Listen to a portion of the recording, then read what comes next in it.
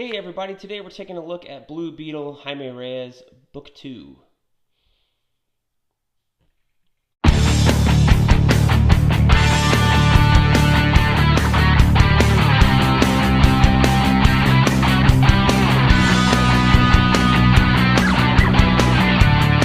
Welcome back to BK's Bulls. Today we're taking a look at the Blue Beetle trade paperback. This is Jaimé Reyes, Book 2, and I am so excited that this is out. Yeah, I know the ring of light reflection is big here, but we're going to go over the book. Luckily, it's matte paper, so that should help you see it very, very good. I guess luckily for the video, maybe not for readers, because I do like the glossier paper on these trade paperbacks. So, bonus time, or story time, this is the sequel to this one that came out a little bit earlier last year. And if you want to know all about Jaimé Reyes, Blue Beetle, he's got a movie coming out this year. These are the two books to get. The bonus I'm talking about is that the second book is substantially cheaper than the first one. This first one retailed for $30 with 12 issues. The second one, also 12 issues, and it is only $17. So half price. I think that is a pretty good deal. So it's the same paper quality, same artists, same writers, that kind of stuff. So the first book had Cully Hamner and Keith Giffen, and they see a departure here. Like Cully Hamner does a handful of issues in here, probably on the number of 8, I want to say. And then now you have Raphael Albuquerque, who is more known nowadays for his work on American Vampire, and he had a little run there on Detective Comics as well. But this is where I got to know Raphael Albuquerque. This is where I fell in love with him. This is like the first thing he ever did. I think this is 2007 or 8 when these books were coming out, and he's just a phenomenal artist. You still have some colors or covers from Cully Hamner throughout the run, but most of the run is Raphael Albuquerque doing the art. Freddie Williams second jumping in here, Andy Kuhn, David Baldeon doing some assists also.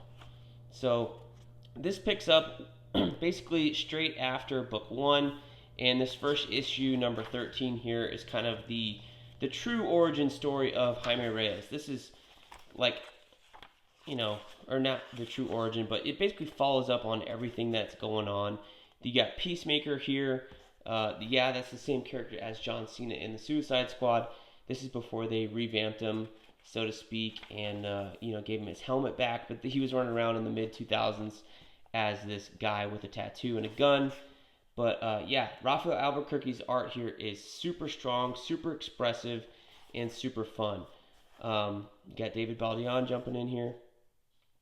And then you have Guy Gardner jumping in. So you got the covers, kind of before the page, and then you got this splash page to separate it out.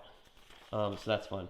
So this is the Reach storyline. If you've seen Young Justice Invasion, you can be kind of familiar with the Reach. They appear here and try and be helpful. Here's Ultra Humanite. But at the same time, they're also up to no good. It's Freddie E. Williams here doing the fill-in art. And you'll find out that as you read it and what they're truly up to. So that is fun. But this is a little bit different because it does not involve all the characters of Young Justice the way that cartoon did. I remember reading this book and loving it, and then watching Young Justice Season 2 not knowing what they were going to do. And then when they did what they did by adapting this big Blue Beetle arc and including the Reach, I thought it was super fun and super cool of them to do. So here we got Giganta, David Baldeon jumping in some more, and then back to Raphael Albuquerque. So as you can see, it holds up pretty well. Here's the Sinestro Corps tie-in, so that gives you a kind of timeline of when this book was taking place. Here's Crispus Allen as the Spectre. So all this stuff happening after Infinite Crisis, when he first appeared into the Sinestro War. And this is kind of like not the last issue, but the last big battle right here. This is the Endgame arc right here. I think it's 3 or 4 parts, and then it kind of ends. The weird thing with this book is it's not clear, because it has such a firm ending of the storyline overall, if they're going to continue to collect this series and do a book 3, that wraps up the actual first run of this book. Because there's actually 36 issues, so you do have enough here to do the back 12, But the back 12 doesn't have a big arc the way that these two do. They don't have a writer that's writing most of it. They kind of hop around a little bit. There's some guest writers, some guest artists. The all Spanish issue is actually number 26, and that one's really fun.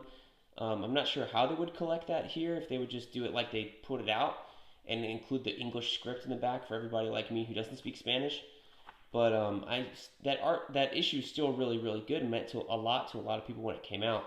So I'm not quite sure if there's going to be a book 3. I haven't seen it solicited to say that they're going to do a book 3, but I mean they could, and I feel like they should, because this Blue Beetle run is so fun. Although they do have the main basic origin story of him collected now, so that's fun. So if you want to know where to go from here, you can go to the New 52. Although this is kind of a retelling of his origin story, with Tony Bedard and Ig Guada doing the writing and artistry here. It kind of picks up in the middle of it, but it doesn't quite do the same things that the original run did. So that was kind of the weird thing, is that he appeared in 5, I think, and then by 2007 his run was done, and then 2011 he appears here, and you redo his origin again, even though you really didn't need to do it. So that's kind of weird.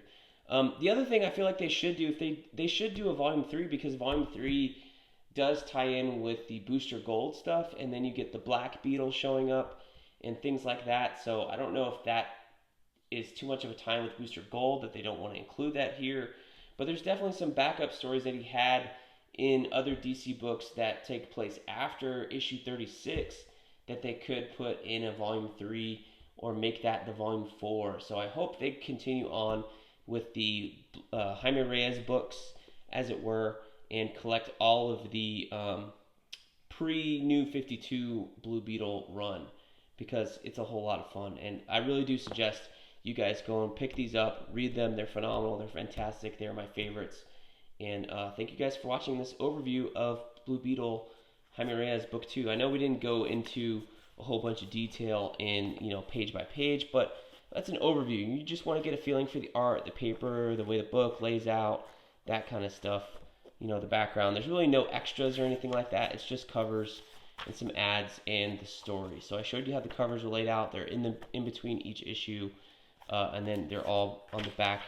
They have this kind of splash page here by Raphael Albuquerque. All the credits and stuff are inside of each issue, so you know who's writing and who's drawing as you're going along. They didn't remove them or anything. They all show up here, so that's nice to include also. So yeah, check out Jaime Reyes Blue Beetle Book 2. It's phenomenal.